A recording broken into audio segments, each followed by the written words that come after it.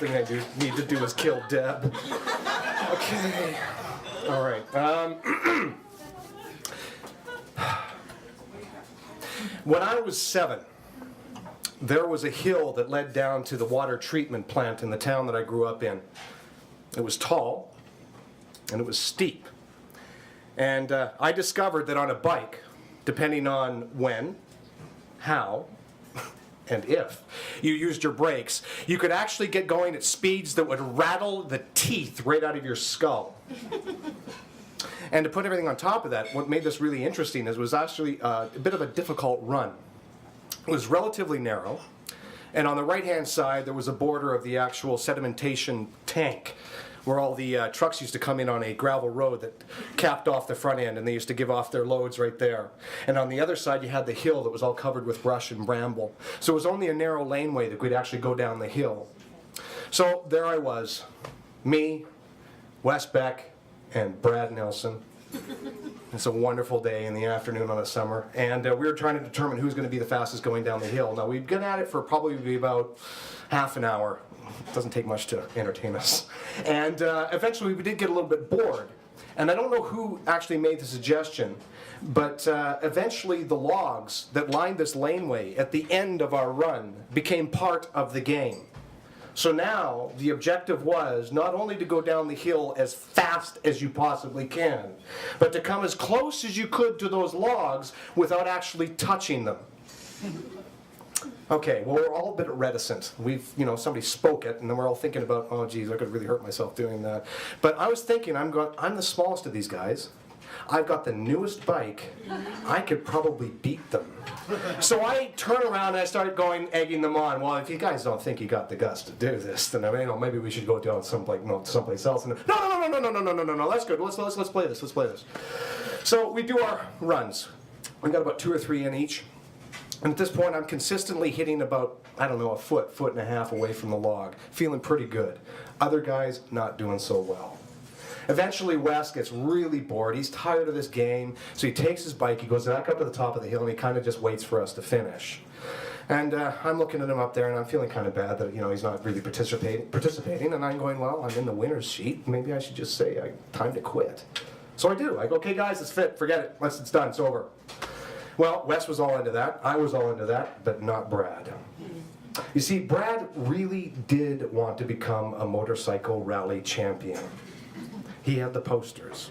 He had some pads. He had a beat-up BMX bike. He was going to start a motorcycle fund for himself in the next couple of years. He was really excited, and he was not, in any way, shape, or form, going to let some punk who didn't know anything about anybody, know no one's names in the world of motorcycle racing, beat him on a bike. So he went, no, I'm taking one more run. And I went, okay, I'm pretty confident. I don't think you can get closer than that. Go for it, one more run. So he takes his bike. Now, we made a determination on the actual crest of the hill where we would always start. And we draw the line right there. Well, he decided to walk his bike back another 5 feet, so he's actually in the roadway a little bit. And he takes this big loping gait, and he jumps over the edge, and he hits the ground. He goes wheeling down the side of the hill. And Wes and I are looking at him like, that doesn't look good. That really doesn't look good. He's going way too fast. He goes past the point where he probably should have hit the brakes, and then he applies the brakes. Now, Brad was a good guy, and he worked really hard on his bike, but his family was relatively poor, so there was only so much they could do. And the brakes on the bike, unfortunately, were nearing the point where they were going to fail. So when he hit both of them, the front grabbed beautifully. The back went and failed. So his bike's doing this kind of thing. He's wailing around, and Wes and I are going, what's going to happen now? Anyway, he manages at that point to sort of lean over the front of the handlebars, and the front wheel digs in enough into the soil that it actually whips the back end of the bike around, stopping it dead, bringing the back wheel of the bike within 6 inches of the log. He was happy. Wes was happy. We could now go off and do something else, but I wasn't all that pleased. I said, no, just one more run. I'll just one more run, that's all we need. Now, in the back of my mind, I know there's no physical way I'm going to beat that mark. But I'm determined. So I get my bike and I back it up another 5 feet behind where he had gone. So I'm in the middle of the road. Now, I don't take a loping gait at this. I actually take a full run. I come racing in, go over the edge. I got airtime. I smack down on the thing. I'm going so fast that there's no way in the world that I can actually pedal fast enough to keep up with the wheels. In fact, it was difficult for me to even find the pedals with my feet. But I did. And by the time I stabilized myself, I realized I was well beyond the point where I should have braked. So I now hit my brakes. Now, as I said, my bike was the newest one of the bunch. So both the brakes grabbed beautifully, back and front. And because I was so light, I shot like an arrow over the grass, right into the log. Bam! Now, at that point, my bike and I became partners in gymnastics. We were both doing cartwheels. I landed on my back on the laneway, looking up into the sky, splayed out, looking at this beautiful blue sky. The sun is out. It's summer.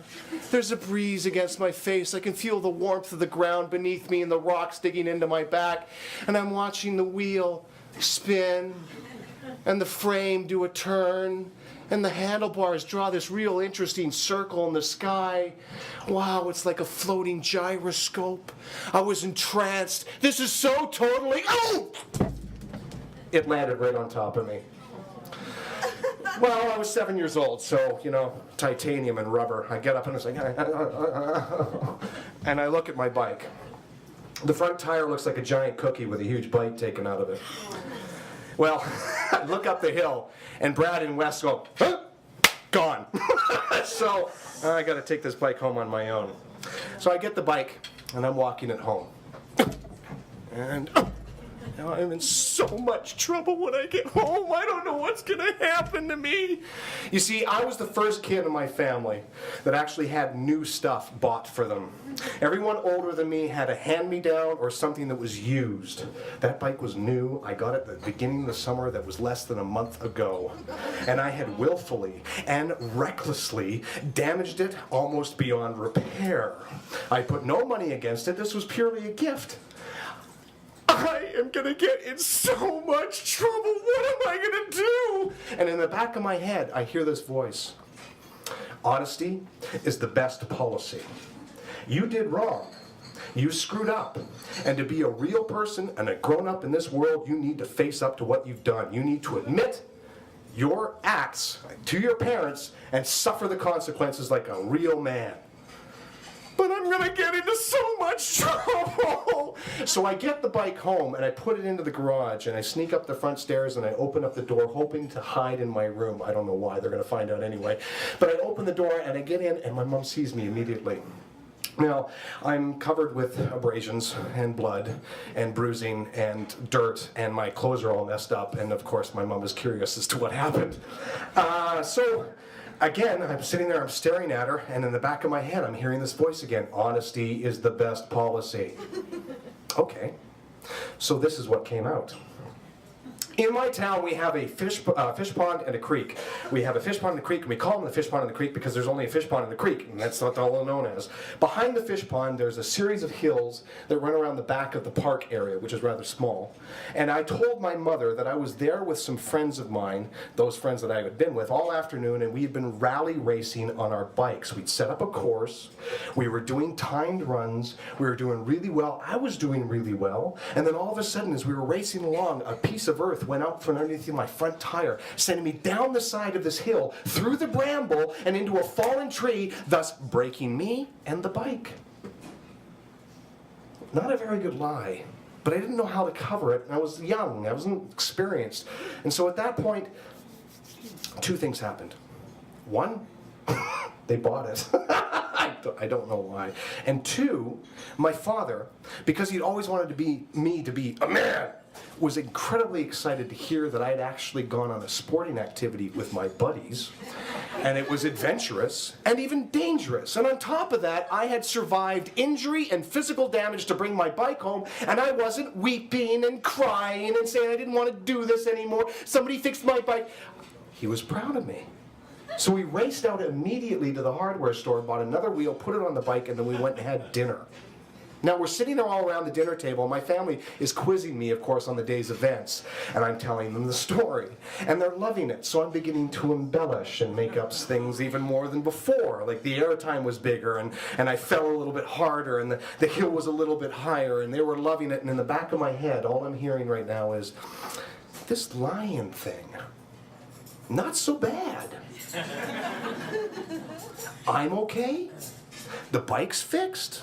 My dad, my mom, they're not yelling at me. I'm getting fed a meal. My family's hanging on my every word. This is beautiful. So I go to bed. I wake up the next morning. I half expect my parents to come bursting through my bedroom door going, "We found out what you did. We know exactly what happened. You are in so much trouble." Never happened. I'm no guilt. I didn't go running into my parents' room going, "Look, I'm really sorry. I didn't mean to mess it up." Nothing. I just went into the kitchen, grabbed my bowl, grabbed my cereal, grabbed my milk, and started having my breakfast. Watching the sun rise in the sky and looking at the beautiful day that was beginning to happen. I see my mom, she's in the kitchen, she's putting away stuff into the cabinets and she's singing. It's like business as usual. So, I go outside and I grab my bike and I'm going to head out on my day.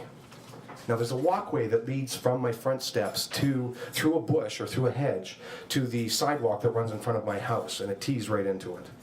So I'm on the bike and I'm pedaling out towards the sidewalk to start my day. Now I'm thinking, just before I reach the hedge, this thought occurs to me. I go, wow, I don't think I ever need to tell the truth again.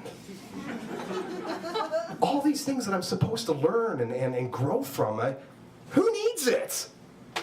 So as I turn off into the right to face the sun and experience the wonderful day ahead of me, my front tire goes left. And I do a face plant on the sidewalk. Now again, I'm 7 years old, I get up, I'm rubber, I'm titanium, and I lift up my bike, and I notice that the shaft between the handlebars and the forks had fractured when I hit the log. But they failed to sever until I actually made that decision that I was not going to be honest ever again. Now, in my 7-year-old mind, I did make the connection. And on that day, I learned a very valuable life lesson. And I'd begun to understand the concept of karma long before I had ever even heard the word.